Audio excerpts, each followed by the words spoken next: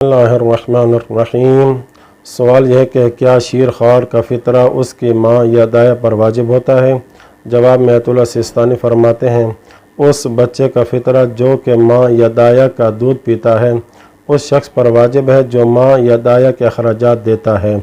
लेकिन अगर माँ या दाया अपने अखराजात बच्चे के अमवाल से लेती हैं तो बच्चे का फ़ितरा किसी शख्स पर वाजिब नहीं है।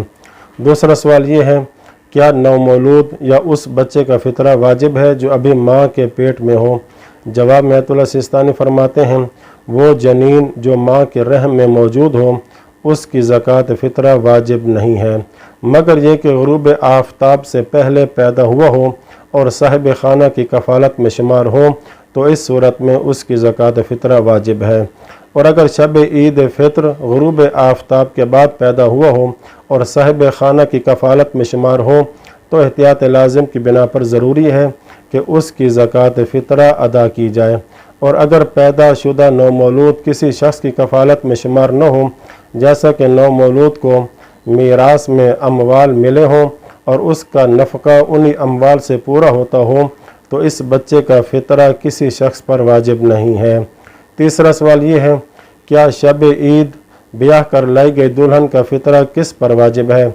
जवाब में आयतुल्लाह सिस्तानी फरमाते हैं, अगर कोई शख्स शब ईद ग़ुरूब से पहले किसी औरत से निकाह करे और अगर वो औरत उस शख्स की कफ़ालत में शुमार हो तो ज़रूरी है कि वो शख्स उसका फ़ितरा दे।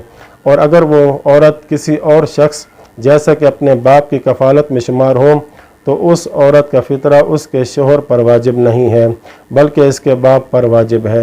और अगर औरत किसी शख्स की कफ़ालत में शुमार न हो तो अगर ख़ुद उसमें वजूब फ़ितरा की शराइत मौजूद हैं तो ख़ुद उस औरत पर अपनी ज़कात फ़ितरा वाजिब है। इसी तरह अगर कोई शख्स शब ईद फ़ित्र में ग़ुरूब के बाद किसी औरत से निकाह करे और वो औरत उस शख्स की कफ़ालत में शुमार हो जाए तो एहतियात वाजिब की बिना पर एहतियात के तकाज़ों की इस तरह रियायत की जाए जैसे पिछले मसले में वाज़े कर दिया गया, यानी शोहर और बीवी में से एक शख्स दूसरे की इजाज़त से फ़ितरा अदा करें। चौथा सवाल ये कि क्या शब ईद फ़ित्र मर जाने वाले का फ़ितरा भी वाजिब होता है?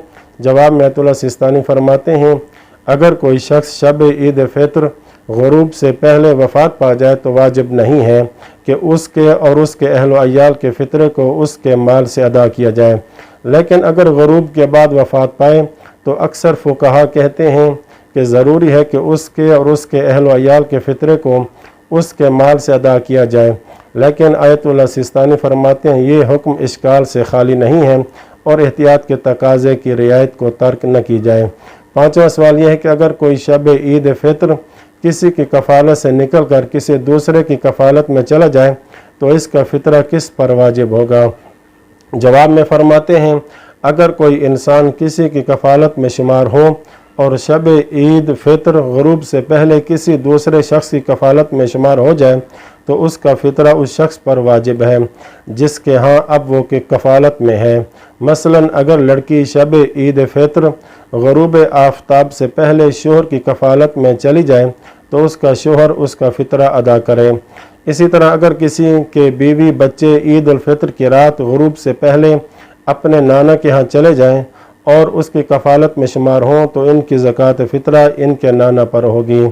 छठा सवाल यह है, अगर किसी का फ़ितरा किसी दूसरे पर वाजिब हो और ये ख़ुद अपना फ़ितरा अदा कर दे तो क्या उस शख्स से साकित हो जाएगा जिस पर इसका फ़ितरा वाजिब था? जवाब में आयतुल्लाह सिस्तानी फरमाते हैं, इस सूरत में उस शख्स से फ़ितरा साकित नहीं होता, लेकिन अगर जिस पर उसका फ़ितरा वाजिब था उस शख्स की नियाबत में उसकी इजाज़त से अदा करे तो काफ़ी हो जाता है। वसल्लल्लाहु अला मुहम्मद व अहले बैतिही त्वाहिरीन।